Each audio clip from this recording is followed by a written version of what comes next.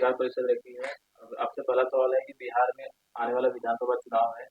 क्या लगता है मोदी सरकार का जो कार्यकाल है उस पर असर पड़ पाएगा या कितना लुभा पाएंगे वहाँ के वोटरों को मोदी सरकार? नमस्कार। बिहार के लोग बहुत ही समझदार हैं। वह हमेशा एक ईमानदार और सच्चा नेता ही चुनते हैं।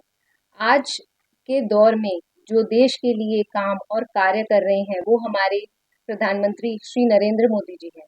नरेंद्र मोदी जी ने एनडीए के साथ मिलके बिहार के लिए कई योजनाएं बनाई, जैसे गरीबों को मुफ्त राशन देना, अच्छी सड़कें, अस्पताल और हर घर में शौचालय, गैस सिलेंडर, मुफ्त गैस सिलेंडर, बच्चों को अच्छी शिक्षा सुविधाएं देना और नौजवानों को नौकरी देना।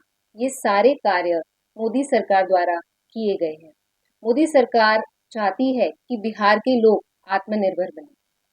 मोदी जी जिस तरह से कहते हैं कि सबका साथ, सबका विकास और सबका विश्वास, इसी तरह मैं मानती हूँ कि बिहार के लोग मोदी जी की दिल की बात सुनेंगे, मानेंगे और उन पर भरोसा भी करेंगे।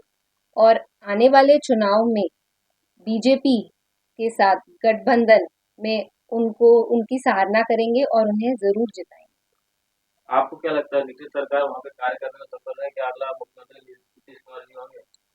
बीजेपी सरकार के साथ गठबंधन में मेरे को ये बिल्कुल लगता है कि नीतीश कुमार जी बिहार में अपने लोगों को जरूर आगे बढ़ाएंगे, क्योंकि उन्होंने बिहार के नौजवानों के लिए, बच्चों के लिए, आने वाली पीढ़ी के लिए कई सारे कार्य करे हैं और वो लोग उनकी सराहना करते हैं और उनको बहुत ही अच्छी रिस्पॉन्स देकर उनको बिल्कुल जिताएंगे।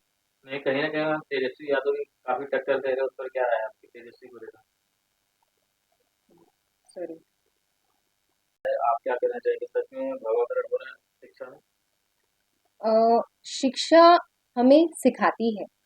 शिक्षा जो हमें सिखा रही है, हमें हमारे भारतीय इतिहास, भारतीय संस्कृति और हमारे महापुरुषों के बारे में, जैसे कि छत्रपति शिवाजी महाराज, महाराणा प्रताप, रानी लक्ष्मीबाई, जिन्होंने देश के गौरव को, देश की रक्षा के लिए अपने प्राणों की आहुति दी। अगर हम अपने बच्चों को उनके बारे में कुछ सिखा रहे हैं तो मुझे नहीं लगता ये देश में भगवाकरण हो रहा है। अब हमें मोदी सरकार हमारे देश को, हमारे शिक्षा को भारतीय बना रहा है, ना कि किसी धर्म का बना रहा है। और अगर कुछ लोग मानते हैं कि इसे शिक्षा का भगवाकरण है, तो मुझे नहीं लगता कि ये सही है। और अगर है भी तो मोदी जी भी ये कहते हैं कि हम अपने आने वाली पीढ़ी को भारतीय संस्कृति के बारे में, इतिहास के बारे में, उन महापुरुषों के बारे में सही जानकारी प्राप्त कराएं, जिनसे हमारे आने वाली पीढ़ी, युवकों को हमारे अच्छे महापुरुषों के इतिहास के बारे में पता चले कि उन्होंने अपनी जान की बाजी न्यौछावर करके देश की रक्षा करी, देश को आगे बढ़ाया। अगर वो मानते हैं कि ये भगवाकरण है तो वो उनकी सोच है, मेरी नहीं। भाषावाद पर क्या कहना चाहेंगे? जो उत्तर भारतीय और मराठी में विवाद चल रहा है दो राज्यों के बीच, क्या कहना चाहेंगे इस पर? आपकी क्या राय है? अ, मोदी जी और मोदी सरकार हर भाषा को मान सम्मान देती है। हिंदी भी हमारी भाषा है, मराठी भी हमारी भाषा है। जैसे कहते हैं कि एक भारत श्रेष्ठ भारत, उसी तरह हमें हर भारत में, हर राज्य में जितनी भी भाषाएं बोली जाती है उनका मान सम्मान करना चाहिए। कुछ लोग राजनीति करके उस भाषा का विरोध कर रहे हैं कि मराठी नहीं बोलो, हिंदी नहीं बोलो, पर मुझे लगता है ये गलत है।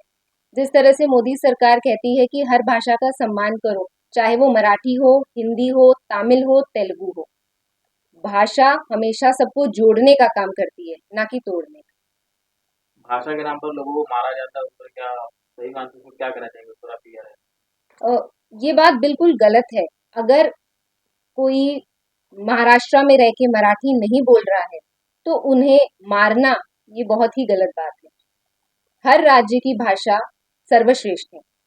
जब तक भाषा एक कम्युनिकेशन का जरिया होती है, हम अपनी बात कह सकते हैं। मुझे ये लगता है कि ये बहुत गलत है अगर हमें मराठी नहीं आती तो महाराष्ट्र में है तो उन्हें मारा पीटा जाए, बिहार में हिंदी ही बोला जाए, ये गलत है। Thank you.